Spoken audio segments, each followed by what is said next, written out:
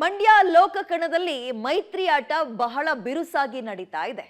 ಇವತ್ತು ಮಂಡ್ಯದ ಅಭ್ಯರ್ಥಿ ಯಾರು ಅನ್ನೋ ಕುತೂಹಲಕ್ಕೆ ತೆರೆ ಬೀಳೋ ಸಾಧ್ಯತೆ ಇದ್ದು ಅಂತೂ ಇಂತೂ ಮಂಡ್ಯ ಅಭ್ಯರ್ಥಿ ಹೆಸರು ಇವತ್ತು ಪ್ರಕಟ ಆಗುತ್ತೆ. ಈಗಾಗಲೇ ಮಂಡ್ಯ ಜೆಡಿಎಸ್ ತೆಕ್ಕೆಗೆ ಹೋಗಿದ್ದು ಬಿಜೆಪಿ ಬೆಂಬಲ ಕುಮಾರಸ್ವಾಮಿಗೆ ಫಿಕ್ಸ್ ಆಗಿದೆ. ಆದ್ರೂ ಒಳೇಟು ಬೀಳುವ ಆತಂಕದಲ್ಲಿ ಮಂಡ್ಯ ಕ್ಷೇತ್ರದ ಬಿಜೆಪಿ ಮುಖಂಡರ ಜೊತೆ ಬಿಜೆಪಿ ರಾಜ್ಯಾಧ್ಯಕ್ಷ ವಿಜಯೇಂದ್ರ ಸಭೆ ಮಾಡ್ತಾರೆ. ಮಂಡ್ಯ ಮೇಲೆ ಕಣ್ಣಿಟ್ಟಿದ್ದ ಸುಮಲತಾ ಮನವೊಲಿಕೆಗೂ ಪ್ಲಾನ್ ಮಾಡಿಕೊಳ್ಳಲಾಗಿದೆ. ಬೆಂಗಳೂರಿನಲ್ಲಿ ವಿಜಯೇಂದ್ರ ಮೈತ್ರಿ ಪಾಠ ಮಾಡಲಿದ್ದಾರೆ. ಜೆಡಿಎಸ್ಗೆ ಕ್ಷೇತ್ರ ಬಿಟ್ಕೊಡೋದಕ್ಕೆ ಮಂಡ್ಯ ಬಿಜೆಪಿ ತೀವ್ರ ವಿರೋಧ ವ್ಯಕ್ತಪಡಿಸಿತು. ಸುಮಲತಾ ಅವರಿಗೆ ಟಿಕೆಟ್ ಕೊಡಬೇಕು ಅಂತ ಆಗ್ರಹಿಸಿತ್ತು. ಆದ್ರೆ ಹೈಕಮಾಂಡ್ ಜೆಡಿಎಸ್ಗೆ ಮಂಡ್ಯ ಕೊಟ್ಟಿದೆ. ಹೀಗಾಗಿ ಮಾಜಿ ಸಚಿವ ನಾರಾಯಣಗೌಡ ಕೂಡ ಜೆಡಿಎಸ್ಗೆ ಬೆಂಬಲ ಕೊಡೋಕೆ ಮುಂದಾಗ್ತಾ ಇಲ್ಲ.